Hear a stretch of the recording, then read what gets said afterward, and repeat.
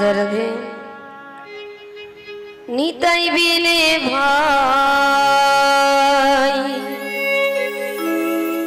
আমার গৌর নাই পায় নিতাই তব হক মজামি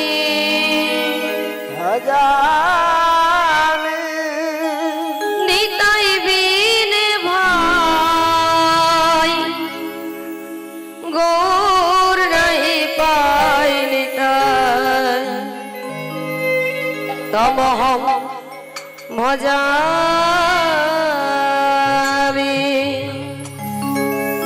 নিতাই বিনে ভাই গৌর নাই পাই নিতাই তমহং ভজামি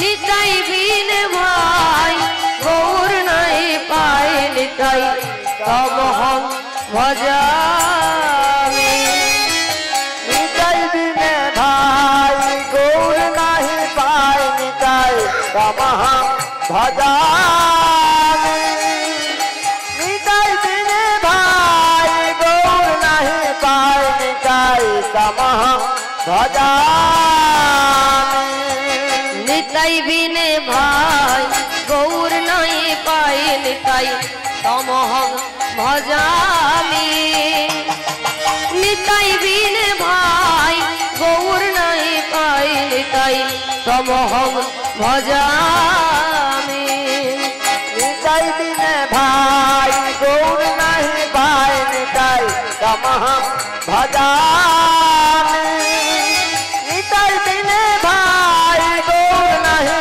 পাই নিতাই তমহং ভজামি অখণ্ড মণ্ডলকার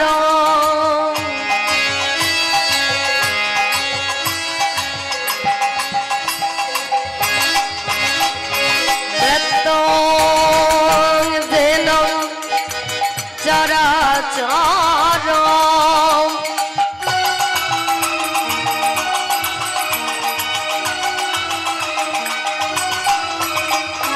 তৎপদ দর্শিত যেন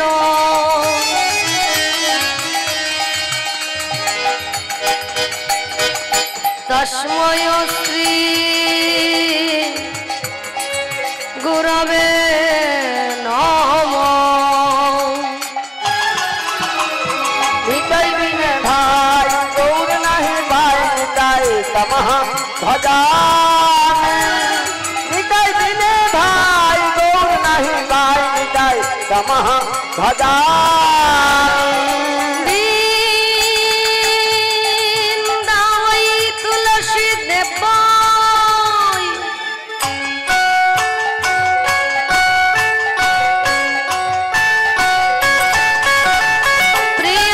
প্রিয়ায় কেশব সাচ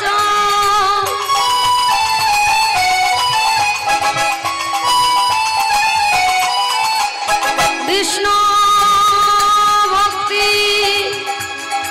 পদে দেবী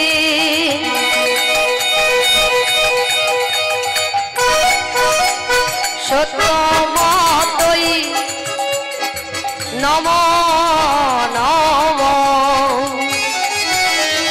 নিতাই বিনে ভাই গৌর নাহি পাই নিতাই তমহং ভজামি নিতাই বিনে ভাই গৌর নাহি পাই নিতাই তমহং ভজামি হে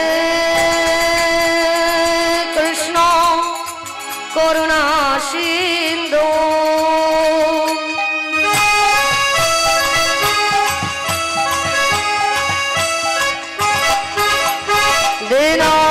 দীনবন্ধু জগত পাতে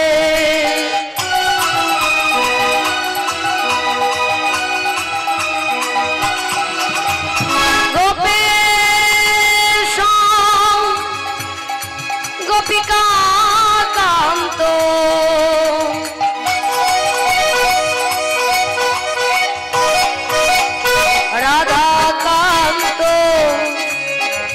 নমস্তুতে।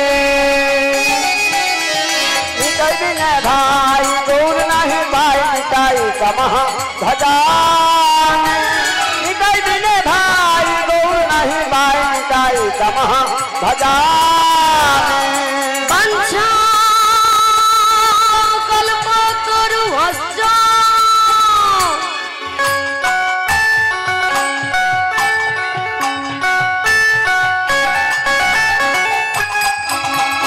কৃপা সিন্ধু ভয়েব চ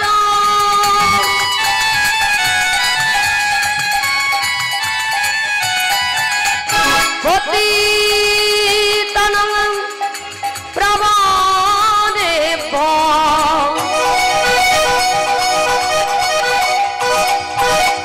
সর্বসং বৈষ্ণবেভ্যো নমো নমঃ। নিতাই বিনে ভাই গৌর নাহি পাই নিতাই তমঃ ভজামি। নিতাই বিনে ভাই গৌর নাহি পাই নিতাই তমঃ ভজামি। আজ আমার আসরে বসে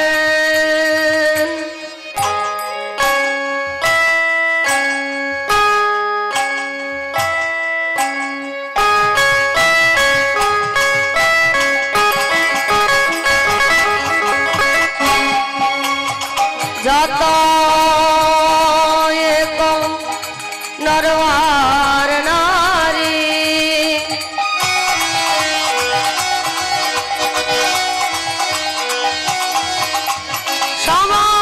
সবাই মিলে বদন ভরে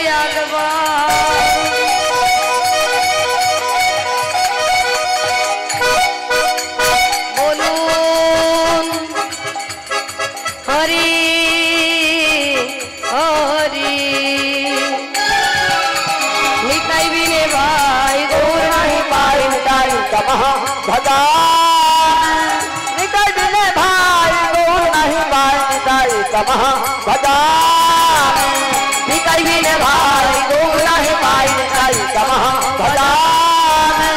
নিতাই বিনে ভাই গৌর নাহি পাই নিতাই তমঃ ভজামি।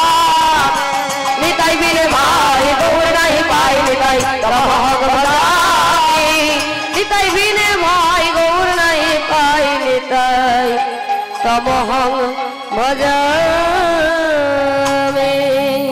গুকারশ্চ অন্ধকারং রুকারশ্চ তাই উচ্চতে।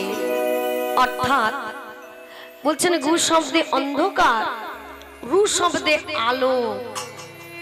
যিনি আমাদের জ্ঞানের আলো জ্বালিয়ে বহির্মুখী মনকে অন্তর্মুখী করে তোলেন, কৃষ্ণ ভজনের উপযোগী করে তোলেন, তিনি হলেন সদ্গুরুদেব। যে কোনো কর্ম করার পূর্বে গুরুদেবের চরণে শরণাপন্ন হলে কর্মখানি সফল হবে। তা বাবা বলছেন সবার আগে গুরুকে সম্মান করতে হবে, গুরু দীক্ষা নিতে হবে, গুরুর কাছে আমাদের জ্ঞানটাকে একটু ঝালিয়ে নিতে হবে। সদ্গুরু পাওয়ে ভেদ লাগাবে জ্ঞান করো উপদেশ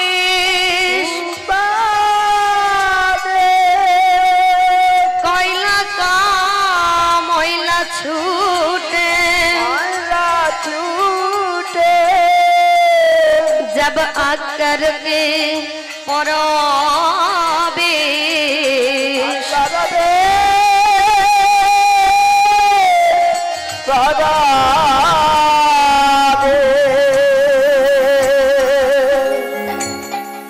কি বলছেন? সদ্গুরু পাওয়ে ভেদ লাগাবে জ্ঞান করই উপদেশ। তাহলে ও মায়েরা আমাদের জ্ঞান কি কারণ নেই?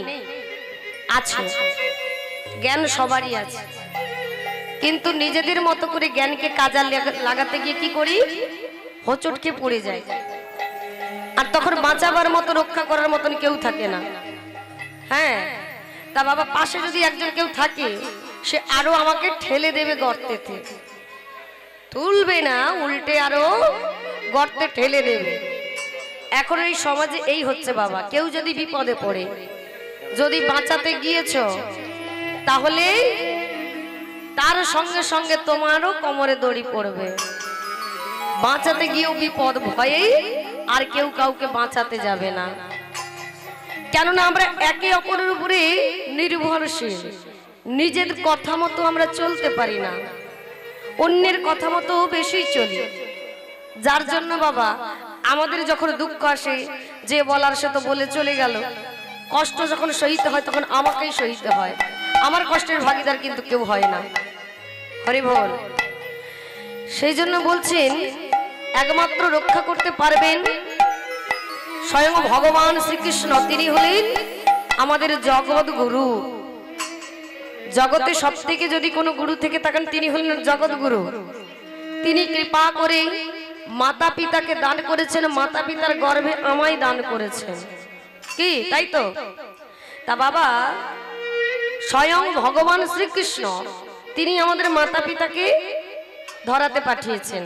তার কাছ থেকে আমরা এইভাবে জন্ম লহিতে আছি। কি তাই তো? এইভাবে সংসারটা দেখুন একের পর এক বাঁধনে বাঁধা হয়েছে, আর একের পর এক ভক্তের সমাগম হয়েছে। তাহলে সর্বপ্রথমে জগৎগুরু শ্রীকৃষ্ণ, তারপরেই আমাদের মাতা পিতা। মাতা পিতা হলেন আমাদের গুরু। কিন্তু যখন আমরা স্বামীর আলোয়ে যাই, তারপরে আমাদের গুরুদেব আবার সামিল হন। তিনি কি? তিনি হলেন আমাদের পতি দেবতা। কি তাই তো নাকি? স্বামী হলেন আমাদের এক পতি, তাহলে তিনি যে পতি তিনি কিন্তু আমাদের গুরু। তাহলে মাতা পিতা হলেন আমাদের গুরু, আদি গুরু মাতা পিতা। তারপরে আমাদের দীক্ষা গুরু, শিক্ষা গুরু, এবং আমাদের স্বামী রয়েছে বাবা। তা দীক্ষা গুরু শিক্ষা গুরুটা কখন পাবেন? কখন পাবেন?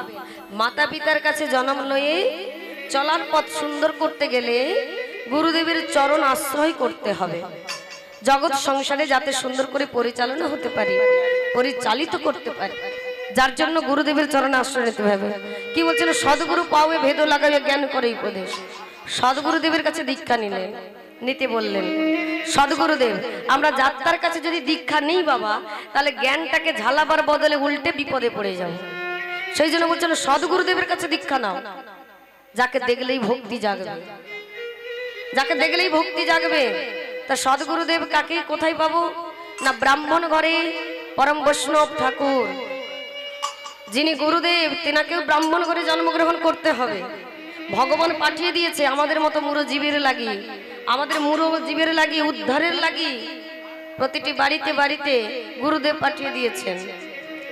তা বাবা ব্রাহ্মণ ঘরে জন্মগ্রহণ করতে হবে এবং ওনাকে পরম বৈষ্ণব ঠাকুর হতে হবে, পরম বৈষ্ণব ঠাকুর। তা ব্রাহ্মণ ঘরে জন্ম নেওয়া হলো, পরম বৈষ্ণব ঠাকুরও হলো। আর আমাদের মতো মুরজীবকে শিক্ষা দিলেন সেই পরম বৈষ্ণব ঠাকুরের কাছে গিয়ে দীক্ষা নাও। হ্যাঁ, পরম বৈষ্ণবের কাছে দীক্ষা নাও। সেই জন্য বলছেন কাইল্লা কা ময়লা ছুটে যাব আটকারে কে পরবেশ।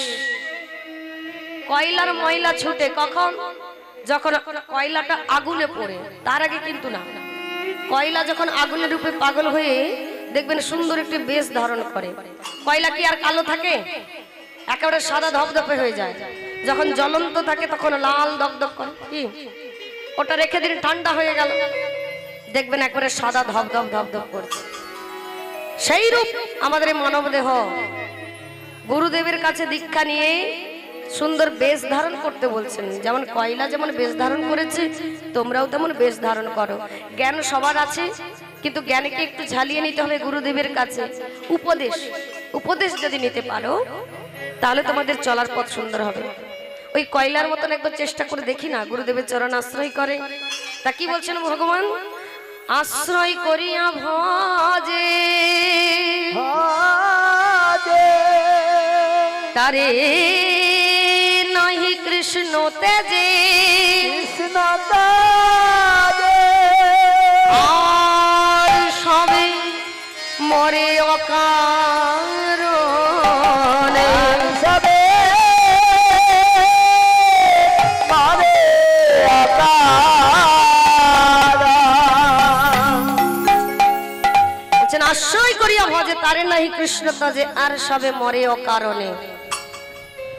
গুরুদেব আমাদেরকে চলার পথটা বলে দেবেন, তাহলে চলার পথে যদি বাধাও আসে, বিপদ আসে, রক্ষাকর্তা মধুসূদন আছে, তার নাম গুণগানে গাইলে আমরা উদ্ধার পেয়ে যাব। গুরুদেব তো সেই চলার পথটাই দেখাবেন নাকি?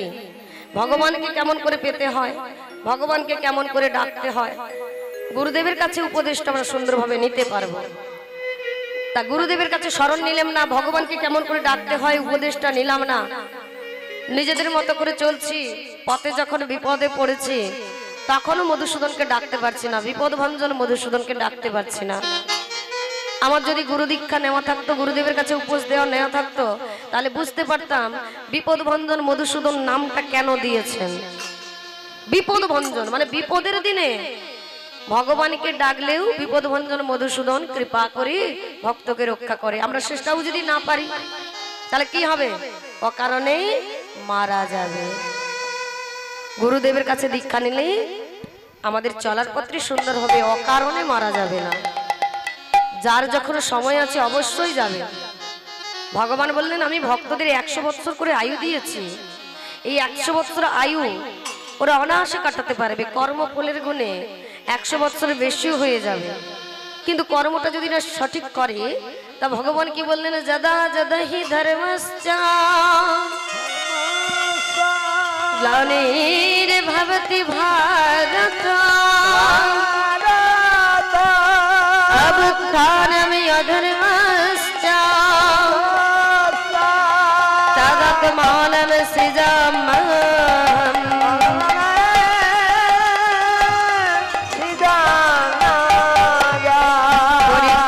পরিত্রাণায় সাধুনাং বিনাশায় চ দুষ্কৃতম ধর্ম সংস্থাপনার্থায় সম্ভবামি যুগে যুগে। আহা, ভগবান কি বলছেন? ধর্মের প্রকাশ অধর্মের নাশ করবার তিনি এলেন কোথায় না? কলিযুগে আমাদের মতো মুরজীবকে শিক্ষা দেওয়ার জন্য। আমরা পূর্বে কথা দিয়েছিলাম প্রভুর নামগুণগানে গাইব, কিন্তু মায়ার মাটিতে পড়ে সব ভুলে গেলাম। ভুলে গেলাম না? বললেন কৃষ্ণ ভজিবার তরেই তো সংসারে আইন, মিছে মায়ায় বদ্ধ হয়ে বৃক্ষ সম হইন। 84 লক্ষ জনে ভ্রমণ করে সাদের মানব দেহ আমরা পেয়েছি কিসের জন্য? এই সাধের মানব জন্মটা হলো পরিপূর্ণ মানব জন্ম, এতে গোবিন্দ সেবা দেওয়ার জন্য। কিন্তু গোবিন্দ সেবা দিতে না পারায় আমরা নানান কর্ম করে যাচ্ছি, অথচ গোবিন্দ চরণে নিজেকে সঁপে দিতে পারছি না। আমাদের কিছুটা একটা না একটা কিছু নেই রয়ে গেছে, যার জন্য বলছেন যে এগুলো হচ্ছে বৃক্ষের সমান। আগে ছিলাম আমরা বৃক্ষে পরিণত, তাই না? 20 লক্ষ জনই উদ্ভিদ মানে গাছে পরিণত ছিলাম, লক্ষ জনই জলজ প্রাণী, 10 লক্ষ জনই কৃমিকীট, 11 লক্ষ জনই পক্ষী, 30 লক্ষ জনই পশু। এইভাবে জন্ম কেটেছে। তারপরে মানব দেহ ভগবান দিয়েছিল বটে, কিন্তু ভক্তের যদি অহংকার হয়ে যায় তার জন্যই তিনি এত জন্ম ঘোরালেন, যাতে না অহংকারটা আসে। তাই 4 লক্ষ জন্ম মানব জন্ম দিয়েছিলেন, কিন্তু পরিপূর্ণ দিলেন না। কেমন দিয়েছিলেন না? কানা, খোড়া, বোবা, কালা। কানা মানে যে চোখে দেখতে পায় না, খোড়া যে চলিতে পারে না, বোবা যে কথা বলিতে পারে না, আর কালা যে কানে শ্রবণ করতে পারে না। কিন্তু ভক্ত বড়ই কষ্ট পাচ্ছেন। প্রভু 4 লক্ষ জন্ম এভাবে কাটিয়েছি, প্রভু চাই না এমন মানব জন্ম, দিতেই যদি হয় মানব জন্ম, পরিপূর্ণ জন্ম দাও প্রভু। পা থাকবে, হাত থাকবে, বদন থাকবে, দৃষ্টি থাকবে, আমরা কানে শ্রবণ করতে পারবো। কানে শ্রবণ করলে তবে তো কীর্তন গাইব, কৃষ্ণ গাইব। কি বললেন আগে? কি শ্রবণং কীর্তনং বিষ্ণু শরণং। নববিধার ভক্তির মধ্যে এগুলো প্রথমেই পড়ে। বলছেন আগে শ্রবণ করব তো প্রভু, তার জন্য কর্ণটা দাও, তারপরে বদনে বলবো। বদনে বলার, কৃষ্ণ কথা বলার মতো শক্তিটা দাও, চোখটা দাও প্রভু। বলে কি হবে, চোখ তো দিয়েছিলাম, তোরা তো অন্ধ, দেখতে পাচ্ছিস না। বলে প্রভু যতক্ষণ না তুমি চাইবে একটা গাছের পাতাও পর্যন্ত নড়বে না প্রভু, তাই তুমি দৃষ্টি দাও যেন আমি রাধা কৃষ্ণের যুগল চরণ দর্শন করতে পারি, চরণ দিয়ে যেন তীর্থধামে বেরাতে পারি, যেখানে হরিনাম সংকীর্তন হবে সেই স্থানে গুটি গুটি পায়ে যেন যেতে পারি, তাই দিলাম। বলে হস্ত কি করবি? বলে হস্ত দাও প্রভু, ওটা দিয়ে আমি আত্মসমর্পণ করব। কেন? প্রভুর কাছে চেয়েছিলাম তাই পেলাম, এগুলো কিছুই আমার নয়, প্রভুর দেওয়া দান, তাই হরির ধ্বনি দিয়ে আমি আত্মসমর্পণ করব। হে গোবিন্দ, তুমিই রক্ষা করো ভক্তকে, তুমিই কৃপা করেছো বলে তাই আমি মানব জন্ম পেয়েছি গো, তাই এইভাবে আত্মসমর্পণ করব। নিতাই গৌর প্রেমানন্দে হরি হরি বল, হরি বল। তা বাবা দেখছি এখন তো অলসতার দিন, মানে গরমের তাপ যত বাড়বে হরিবাসরে এসেও ভক্তরা ঘুমোবে। যে সমস্ত ঘুমিয়ে যাচ্ছেন ভক্তগণ, আপনি একটু পাইচারি দিয়ে শুনুন, মানে একটু ঘুরে আসুন, মানে একটু ঘুরে এলে ঘুমটা কেটে যাবে। আর তাও যদি না পারেন তাহলে হরিবাসরে বসে একটু ভজন করুন। ভজন করলে আপনি যদি ঘুমিয়েও যান সেটা ধ্যান জ্ঞান হয়ে যাবে। কি ঘুমিয়ে গেলে কি হবে, একটু ভজন করলে ওটা ধ্যানে পরিণত হয়ে যাবে। আর আমরা যদি হা করে ঘুমিয়ে থাকি তাহলে কিচ্ছু হবে না, সবটা বেরিয়ে যাবে। কি বেরিয়ে যাবে না? হরি বল। সেই জন্য দেখছি অনেক মায়েরা এই অলসতার সময়ে তো ঘুমিয়ে যাচ্ছে এই রোদ্দুরের তাপে, অনেকে রোদ্দুরের তাপে গায়ের জ্বালা হচ্ছে, হ্যাঁ, যে একটু পাখা দিলে ভালো হয়, কি তাই তো? বলে সব সুখ যদি দেব কৃষ্ণকে পাবে কি করে? কষ্ট না করলে কেষ্ট মেলে না, যে হ্যাঁ কষ্ট করতে হবে কেষ্ট মেলবে। তাই আসুন সবাই মিলে একটু কৃষ্ণ ভজন করি, যাতে আমরা গৌর হরিকে পেতে পারি, ভগবান কৃষ্ণচন্দ্রের চরণ দর্শন করতে পারি। মহাজন বললেন যদি গৌর না আসিত কেমনে হইত, কেমনে ধরিতাম দেহে, ওগো রাধার মহিমা প্রেম রস সীমা জগতে জানাতে বাকে। হ্যাঁ, কিন্তু এই কৃষ্ণ ভজন করার আগে একটু গুরুচরণ আশ্রয় করতে হবে। কি বলেইছিলাম যে যে কোনো কর্ম করতে গেলেই আগে গুরুচরণে আশ্রয় করতে হবে, তারপরে গৌরচরণ। হ্যাঁ, এই কলিযুগের ভগবান গৌর সুন্দর, তার একটু নাম গুণগান গাইতে হবে, তারপরে কৃষ্ণ ভজন। তাই আসুন আমি গুরুদেবের চরণে একখানি গান নিবেদন করি, আপনাদের কাছে গৌর কথা বলি। তাই বদন ভরে বলি জয় জয় শ্রী গুরু।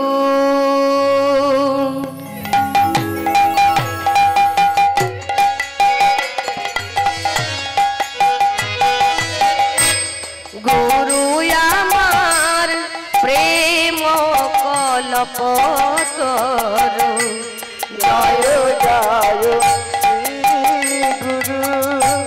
গুরু আমার প্রেম কল্পতরু, শ্রী নন্দী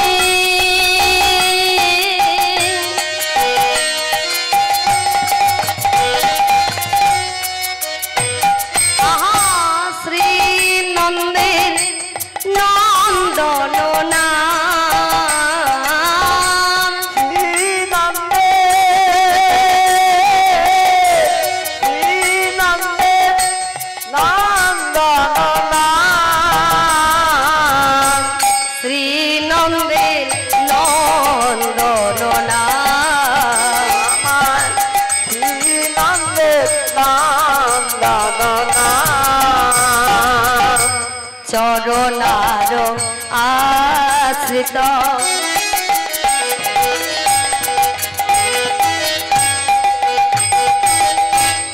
এদিন ভজনে চরণার আশ্রিতা এটি নয়া ভাজনে, লহ লহ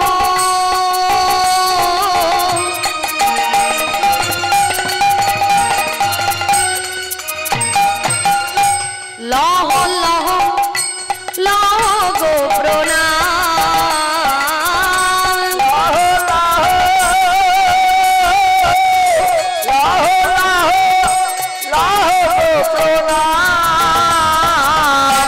লহ লহ লহ গো প্রণাম। লাহ লাহ লাহ প্রণাম। গুরু প্রণাম করি গুরু গো তোমায় প্রণাম করি গুরু গো তোমায় প্রণাম করি গুরু গো তোমায় প্রণাম করি আমার শিরদের রাতুল চরণ তরি গুরু গো তোমায় প্রণাম করি শ্রী গুরু করুণা সিন্ধু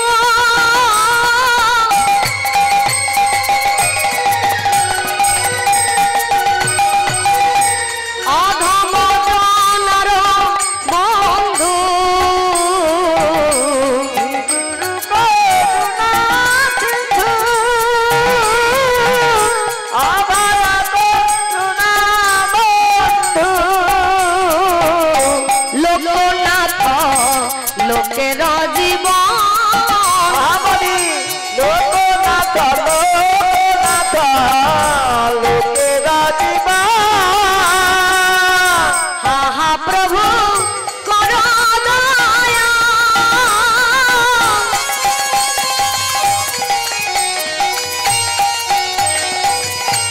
শিরে দেহ পদ ছায়া মহাপ্রভু করো দয়া শিরে দেহ পদ ছায়া এ যশ সুখ ত্রিভুবনে আরে যশোদা সুখতি ভুবনে এ যশ সুখ ত্রিভুবনে যশোদা সুখতি ভুবনে আমায় দান করো করুণাবারি দান করো করুণাবারি দান করো করুণাবারি দান করো করুণাবারি কৃষ্ণ নাম যেন গাইতে পারি দান করো করুণাবারি আমার নয়নে যেন বয়ে বারি দান করো করুণাবারি কৃষ্ণ কথা যেন বলিতে পারি দান করো করুণাবারি চরণ কমল নিবেদন জানাইয়ে রাখি দান করো করুণাবারি আমি ওই চরণেতে ভরসা করি দান করো করুণাবারি আমি এ জন্মে নয় প্রতি জন্মে জনমে দান করো করুণাবারি আমার জিহা যেন বলে গৌর হরি দান করো করুণাবারি আমি কৃষ্ণ কথা যেন বলিতে পারি দান করো করুণাবারি আজ নিতাই গৌর হরি বলে গান করো নিতাই গৌর হরি হরি বল করুণাবারি দান করো করুণাবারি কৃষ্ণ নাম গাইতে পারি হরি বল হরি বল। এইভাবেই গুরুদেবের চরণে শরণ নিলাম। এইবার আমার গৌর সুন্দরের কথা বলি। আজ থেকে গৌর সুন্দর আমার প্রায় 537 বৎসর পূর্বে শ্রীধাম নবদ্বীপে শচী সিন্ধু গর্ভ মাঝে উদয় হলো। তার নাম হলো কি? তার নাম হলো প্রাণের নিমাই। হরি হরি বল আজ রিমাই চাঁদ আমার কলির জীবের লাগি দুটি বাহু প্রসারিত করে বলছেন ওগো কলিহত জীব, ওগো কলিহত জীব, তোমাদের নাম ছাড়া কোনো গতি নাই, তাই তোমরা সবাই মিলে বদন ভরে একবার বলো না গো, বদন ভরে একবার বলো না গো হরে কৃষ্ণ রাম।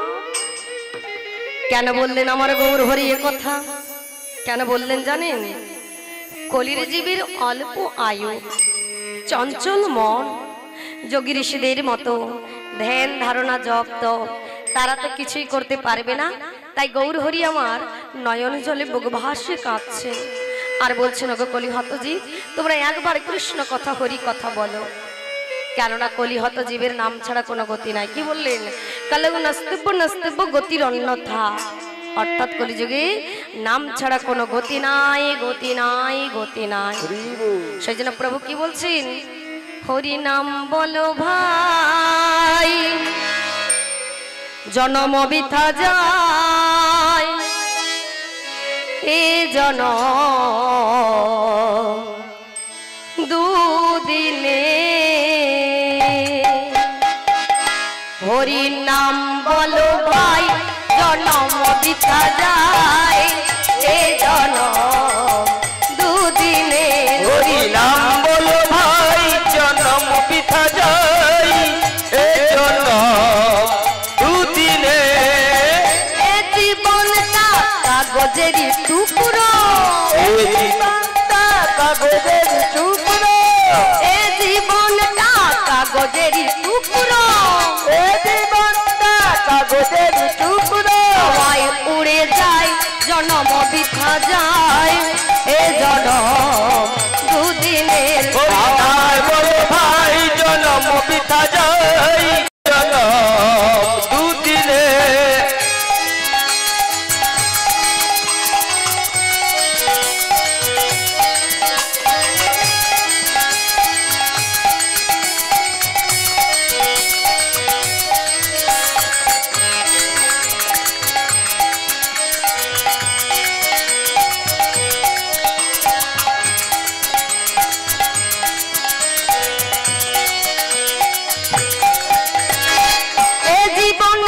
পদ্ম পাতার জল যে এ জীবনটা পদ্ম পাতার জল যে এ জীবনটা পদ্ম পাতার জল যে এ জীবনটা পদ্ম পাতার জল যে আস্তে আমার মাতারা পিতারা অনেকে এসেছেন আচ্ছা বলুন তো পদ্ম পাতা দেখেছেন দেখেছেন বাহ আপনাদের এখানে বুঝি নদী আছে বলে পদ্ম হয় নাকি হরি বল হয় না আগে হয়তো হতো হ্যাঁ আগে হতো না তাহলে কচু পাতা দেখেছেন হ্যাঁ আচ্ছা অনেকে পদ্ম পাতা দেখেছেন অনেকে কচু পাতা দেখেছেন দেখবেন পদ্ম পাতার মধ্যেও যদি জলটা পড়ে পদ্ম পাতার সঙ্গে কি মিশে যায় যায় না কচু পাতাতেও পড়লে কিন্তু একই রূপ মেশে না জলটা আলাদাভাবেই থাকে কিন্তু বাবা স্থির যে থাকবে তা তো পারছে না পাতা তো টলমল করছে ওই জলটা কি করছে এই পাতার মধ্যে টলমল টলমল করছে সেই রূপ আমাদের জনম 100 বছর আয়ু পেলে হবে কি আমাদের প্রভু বলছেন জন্মটা দুদিনে কেন বলছেন না আসতে একদিন যেতে একদিন এই হলো দুদিন এর মাঝে যতটা সময় সেটা ওই যে বললাম কর্ম ফলের গুণে 100 বছর পেরিয়ে যেতেও পারে কারো আবার 100-এর কমও হতে পারে কি বলছেন কর্মণ্যধি কারস্তে মা ফলেনেষু কদাচনম তোমরা কর্ম করে যাও ফলের আশা করো না ফলটা দেবার যিনি তিনি ঠিক দেবেন কর্মটা যদি ভালো হয় হ্যাঁ জন্ম হোক যথাযথ কর্মটা ঠিক করো তাহলে ফল দেবার যিনি তিনি দেবেন আমরা যতই গাছ লাগাই না কেন সেই গাছে ফল দেবার ভগবান যদি কৃপা করেন তবে ফল ফলবে নইলে ফলাতে কেউ পারবে না সেই জন্য বলছেন যে কর্ম করে যাও ফলের আশা করো না আর নিজেদের মতো করে আমরা চাষ করলাম অথচ সেই যত্ন করলাম না গাছের মধ্যে গাছটাকে যদি না যত্ন করি তাহলে ফল হবে দেখবেন ফল হবে কিন্তু ফলটা ভালো হবে না ফলটা দেখতে বাইকটা খুবই সুন্দর অথচ ভেতরে পোকা কুড়ে কুড়ে খেয়ে চলে যাচ্ছে দেখবেন হয়তো ভেতরটা পচে গেছে বাইকটা কিন্তু খুব সুন্দর হ্যাঁ এরকম বহু ফল আছে সেই জন্য বলছেন যে কর্ম করে যাও ফলের আশা করবো না কর্মণ্যধি কারস্তে মা ফলেনেষু কদাচনম তিনি দেবেন কর্মের ফল তিনি দেবেন আমরা দেওয়ার কেউ নই সেই জন্য বলছেন আমাদের জন্মটা হলো দুদিনের তা আমাদের মানব দেহটা সেই একই রূপ টলমল করছে কিভাবে বলছেন এই জীবনটা পদ্ম পাতার জল যে পদ্ম পাতার জল যে এই জীবনটা পদ্ম পাতার জল যে এ জীবনটা পদ্ম পাতার জল যে টলমল করে ভাই মাটিতে পড়ে যায় এ জনম দুদিনের হরি নাম বলো ভাই জনম বৃথা যায় এ জনম দুদিনে হরি নাম বলো ভাই জনম বৃথা যায় এ জনম দুদিনে হরি নাম বলো ভাই জনম বৃথা যায় এ জনম দুদিনে হরি নাম বলো ভাই জনম বৃথা যায় এ জনম দুদিনে হরি নাম বলো দুদিনে এ জনম নিতাই গৌর প্রেমানন্দে হরি হরি বল হরি বল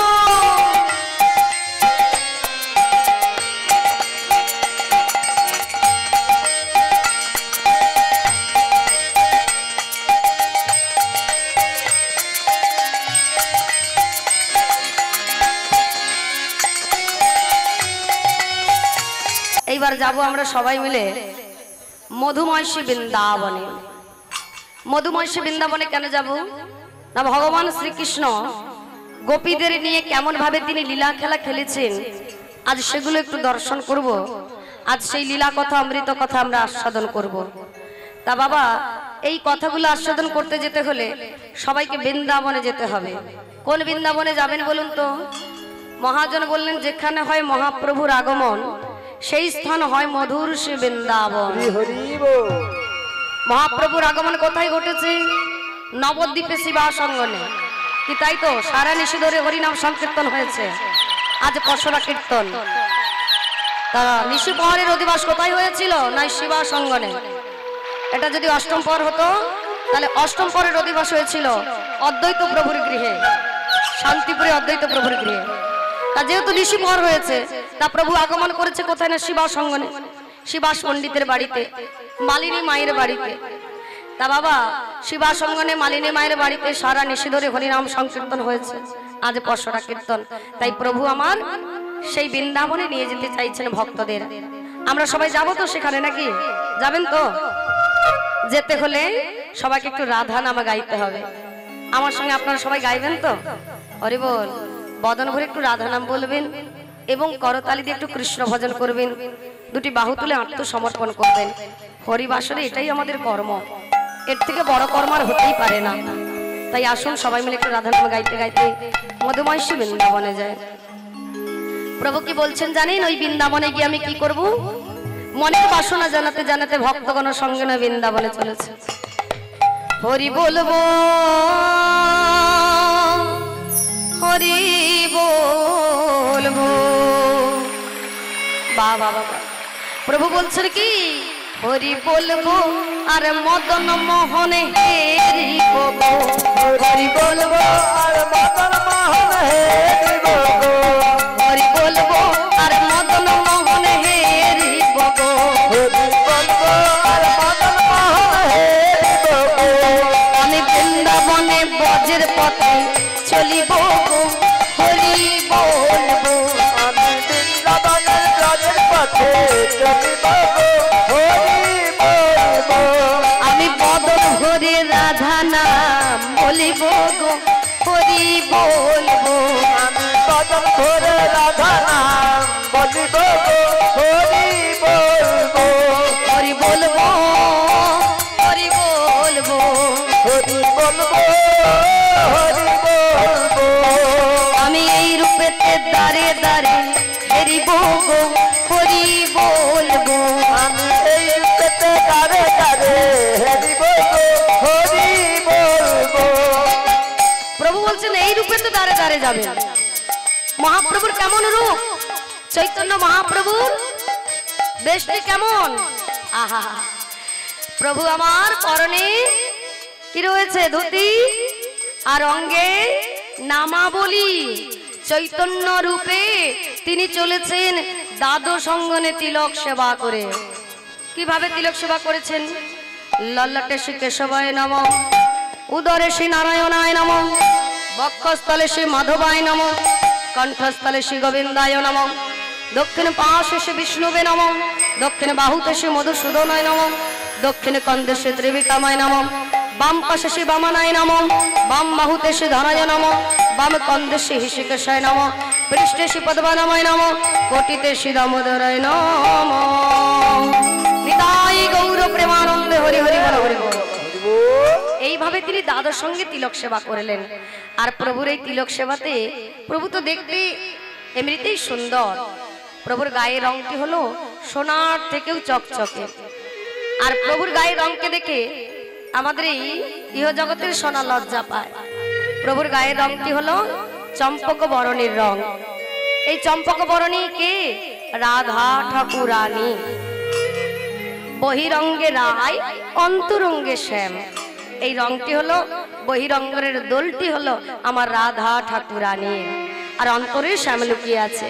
তাই আগে বহিরঙ্গ দর্শন করে বহিরঙ্গের কৃপা পেলে তবে অন্তরঙ্গ ভজনের কৃপার সুযোগ পাবে।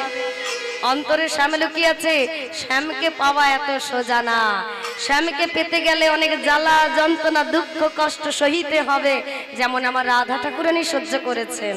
হ্যাঁ, তিনি নিজের জন্য এতটুকু ভাবেননি, সদা সর্বদা শুধু গোবিন্দের কথাই ভেবেছেন।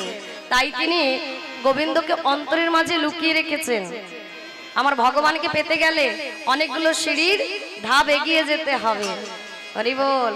অনেকে কি করেন জানেন? ভগবানকে পাওয়ার জন্য এত কষ্ট লাগবে না, ভগবানকে দরকার নেই আমাদের। কারা বলছেন জানেন? যারা সনাতন ধর্ম ত্যাগ করে ওই কি খ্রিস্টান ধর্মে গিয়ে যুক্ত হচ্ছে। হ্যাঁ, তারা কি করছে? তাদেরকে জিজ্ঞাসা করেছিলাম ব্যাপারটা কি, কেন যাচ্ছ? তোমরা তো বড়, আমরা তো ছোট, অত তত্ত্ব বুঝি না বাবু। এতটুকু জানি, যিনি আমাদের জন্ম দিয়েছেন তিনি হলেন আমাদের জগৎগুরু, তিনি আমাদের পিতা, তিনি আমাদের মাতা, তিনি হলেন আদি, তিনি হলেন অন্ত। এইটুকু তো জানি। তা যিনি আমাদের সৃষ্টি করেছেন তাকে কি করে ভুললে হবে? আচ্ছা, তোমরা যে খ্রিস্টান ধর্মে যাচ্ছ, যীশু খ্রিস্ট কি বলেছেন? তিনি বলেছেন আমি গডের সন্তান, আমি গড নই। তাহলে যিনি বদনে স্বীকার করেছেন যে আমি স্বয়ং ভগবান নই, ভগবান আমাকে সৃষ্টি করেছেন, সব থেকে যিনি সৃষ্টিকর্তা তিনি হলেন স্বয়ং ভগবান কৃষ্ণচন্দ্র, আমি তার সন্তান, আমি গডের সন্তান, আমি গড নই। তবে প্রভু, যে সন্তানটা জানে না, অজ্ঞাত হয়ে এমন দুষ্কর্ম করছে, তাদের তুমি ক্ষমা করে দিও। সেদিন থেকে আমরা ভক্তরা কি করব? গুরু রূপে তাকে আমরা স্বীকার করব। ঠিক আছে বাবা, তা বলে এই নয় যে আমরা তার ধর্মটাকে সঙ্গে নেব, নিজের ধর্ম ত্যাগ করব। ভগবান বললেন আমাদের ধর্মেতে যদি কারো মৃত্যু ঘটে তবুও ভালো, পরের ধর্ম কিন্তু ভয়াবহ। অন্যের ধর্মতে গেলে তাদের মতো পরিচালনা হতে গিয়ে তুমি মনের মধ্যে দোটানা হয়ে যাবে। হ্যাঁ, আর মনের মধ্যে যখন দোটানা হয়ে যাবে, না পারছো নিজের পিতাকে ছাড়তে, পিতাকে ভগবান না পারছো তোমার নিজের পিতাকে ছাড়তে, আর যে পালিত পিতার কাছে তুমি গিয়েছো, ধরো তার কাছে তুমি ভালো থাকবে বলে না পারছো তাকে ছাড়তে। আর ভগবান বললেন এক মন হলে সেই যেতে পারে কোথায়? নিতাই চাঁদের দরবারে, গৌর চাঁদের দরবারে। দু মন হলে থাকবি পড়ে, পারবি না পারে যেতে। হ্যাঁ, একদিন না একদিন সবাইকে ভবসিন্ধু পারাপারে যেতে হবে। ওনারা যাচ্ছেন কেন? ওনারা যাচ্ছেন নিজেদের ধর্মটা ত্যাগ করে, বলে ওই ধর্মে গেলে নাকি রোগ জ্বালা ব্যাধি ভালো হয়ে যায়, গ্রাস করবে না, আর যত কৃষ্ণকে ভালোবাসবে তত নাকি দুঃখ দেবে। কিন্তু শাস্ত্রে বলছেন, স্বয়ং ভগবান নিজেই বলছেন আমাকে পাওয়া এত সোজা না, আমাকে পেতে গেলে জ্বালা যন্ত্রণা দুঃখ কষ্ট সহিতে হবে। ভগবান বললেন যে করে আমার আশ আমি তো করি তার সর্বনাশ, তথাপিও যদি না ছাড়ে আমার আশ আমি হই তার দাসেরও দাস। হ্যাঁ, স্বয়ং ভগবান ভক্তের দাস হয়ে থাকতে চান। কখন? সেই ভক্তকে যদি তিনি মনে করেন ইনি আমার পরম ভক্ত, অনেক জনের যন্ত্রণা দুঃখ কষ্ট সহিছে শুধু ভগবানের জন্যে, তাহলে সেই ভগবান সেই ভক্তকে রক্ষা করবে। আমরা বলি সবাই সুখ চাই, দুঃখ আমাদেরকে চাই না। দুঃখ এলেই কিন্তু আমরা তখনই ভেঙে পড়ি। কিন্তু ভেবে দেখবেন ভগবানের দুঃখটা দেন কেন? ভগবানকে ভুলে যাই বলে দুঃখটা দিয়ে মনে করিয়ে দেন যে ভগবান ছাড়া তোমাদের গতি নাই। এই নিঃশ্বাস চলছে, প্রশ্বাস ছাড়ছো, কার কৃপায়? ভগবানের কৃপায়। যেদিন ওই নিঃশ্বাস প্রশ্বাসটা বন্ধ করে দেবে সেদিন তোমার শেষ, ভবলীলা সাঙ্গ হয়ে যাবে। যতক্ষণ নিঃশ্বাস চলছে ভগবানের কৃপায় চলছে। আমরা কি বলতে পারবো কোথা থেকে এসেছি, নিঃশ্বাসটা কিভাবে যাচ্ছে আসছে? বিজ্ঞানের সমস্ত এইভাবে আমাদের কাছে তুলে ধরেছেন। তাও বিজ্ঞানেও বলেছেন ভগবান ছাড়া গতি নাই। যত যন্ত্র ওনারা তৈরি করুন না কেন বিজ্ঞানে কাজে লাগাবার জন্য, ভগবানকে অনুসরণ না করে কিছুই করেন না। যত বড় বড় বিজ্ঞানী হোক না কেন, সব থেকে বড় ইঞ্জিনিয়ারের কথা তিনি ভাবেন, তিনি হলেন প্রভু শ্রী নারায়ণ ভগবান শ্রীকৃষ্ণচন্দ্র। তা মাথায় রাখতে হবে, নিজের ধর্মে যত কষ্ট পাও নিজের ধর্মেই থাকো। অন্যের ধর্মে গেলে যেদিন ভবসিন্ধু পারাপার হবে সেদিন ভগবান হাতটি বাড়িয়ে তোমায় ধরবে না। সেদিনই তুমি ফাঁকে পড়ে যাবে। বলছেন পড়বি ফাঁকে, পারবি না পারে যেতে। হ্যাঁ, ওই ফাঁকেই পড়ে থাকবে, ভবসিন্ধু পারাপার হতে পারবে না। নিতাই গৌর প্রেমানন্দে হরি হরি বল হরি বল। তা প্রভুর মনের বাসনা কি বৃন্দাবনে যাবেন, এই রূপেতে যাবেন, তাই এলেন, এই রূপেতেই এসেছেন তিনি। ভক্তের দ্বারে দ্বারে গিয়ে বলছেন মাধু করি করে আজি বেড়াবো গো হরি বলবো, আমি মাধু করি করে আমি বেড়াবো গো হরি বলবো, আমি মাধু করি করে আজি বেড়াবো গো হরি বলবো, আমি মাধুরী করে আমি বেড়াবো গো হরি বলবো। আস্তে, এখানেও কিন্তু আমাদের শিক্ষা আছে। ওই শুধু তো গান গাইলে হবে না, কিছু তত্ত্ব কথা আমাদের জানতে হবে। ভগবান বলছেন মাধুকুরি করে আমি বেড়াবো দাঁড়ে দাঁড়ে। মাধুকুরি করবেন স্বয়ং ভগবান, কিন্তু দেখবেন অনেক মায়েরা আছে গো, দাঁড়ে যদি ভিখারি চলে আসে দুধ দূর করে খেয়ে দিয়ে দেয়, বলে ছাঁটা চাল আছে, হ্যাঁ কষ্ট করে ধান চাষ করেছি, তারপরে মেশিনে দিয়ে চাল বের করেছি তোমাদের দেওয়ার জন্য। হ্যাঁ বলি তোমরা আসবে, ভিক্ষে দাও ভিক্ষে দেও করে দাঁড়ে দাঁড়ে ঘুরবে। বাবা বাবা, ভগবান যে কোন রূপে কখন আসবে আমরা কি জানি? যেই আসুক না কেন সে তার কর্ম পালন করছে। তোমাকে ধন ধন্য টাকা পয়সা ঐশ্বর্য সব দিয়েছে, তুমি কিছুটা দান করো, দান করলেও ভবসিন্ধু পারাপার হওয়া যায়। কিন্তু যে দান চাইতে এসেছে সেও তার কর্ম পালন করছে। এই হয়তো দানটি নিয়ে গিয়ে গোবিন্দের সেবা দেবে, তারপরে নিজে সেবা করবে। তাই তো এত বৈষ্ণব ঠাকুর, তাদের কি কিছুই নেই? গোবিন্দ চরণে যার আশ্রয় তার কিন্তু কোনো কিছু সঞ্চয় করতে হয় না, তবুও তেনারা ভিক্ষে করেন কেন? ভগবান ভিক্ষের তন্ডুল ভালোই ভালোবাসেন, সেই জন্য ভগবানকে সন্তুষ্ট করে ভক্তরা একটু প্রসাদ পেতে চান। এর থেকে বড় পাওনা আর কিছু হতে পারে না। ভগবান নিজেই বেড়াচ্ছেন দাঁড়ে দাঁড়ে, বলছেন মাধু করি করে আজি বেড়াবো গো হরি বলবো, মাধু করি করে আমি বেড়াবো গো হরি বলবো, আমি বৃন্দাবনে দাঁড়ে দাঁড়ে হেরিব গো হরি বলবো, আমি বৃন্দাবনে দাঁড়ে দাঁড়ে হেরিব গো হরি বলবো, আমি বদল ভরে রাধা নাম বলিব গো হরি বলবো, আমি পদ ভরে রাধা নাম করিব গো হরি বলবো, হরি বলবো হরি বলবো হরি বলবো হরি বলবো, হরি বলবো হরি বলবো হরি বলবো হরি বলবো। রাধা ঠাকুরানী কি জয় রাধা ঠাকুরানী কি জয় রাধা ঠাকুরানী কি। জয়। এই তো সবাই খুব সুন্দর ভাবে বৃন্দাবনে প্রবেশ করলাম। তা বৃন্দাবনে যে লীলা আস্বাদন করব সে লীলার নাম কি? যমুনা মিলন নৌকা বিলাস। এর জন্য স্বয়ং ভগবান কৃষ্ণচন্দ্র তিনি কি করলেন? তিনি নিরজনে বসে বাঁশিতে ফুঁক দিলেন। আহা, বাঁশিতে তো ফুঁক দিলেন বটে, যার যেমন কান সে তেমনি ভাবেই শ্রবণ করছেন, যার যেমন মন সে তেমনি ভাবেই ভাবন করছে। মহাজন বলছেন মজার বিষয় কি জানো? কে কেমন ভাবে শ্রবণ করছে শুধু শোনো।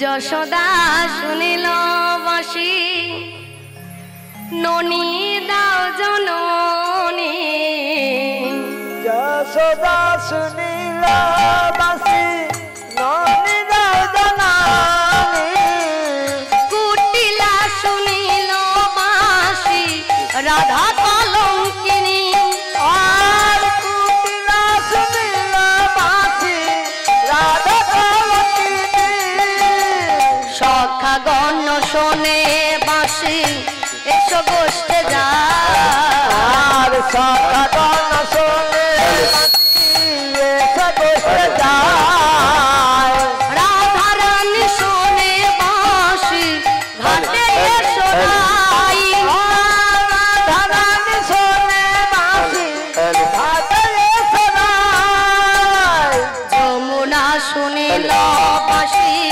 ভরপুর নীড়ে, আর যমুনা শুনিল বাঁশি ভরপুর নীরে, পূর্ণমাসী শোনে বাঁশি শ্যাম ডাকো হে আমারে, আর পূর্ণমাসী শোনে বাঁশি শ্যাম ডাকো হে আমারে, আজানন্দের সীমা নাই রে, আজানন্দের সীমা নাই রে,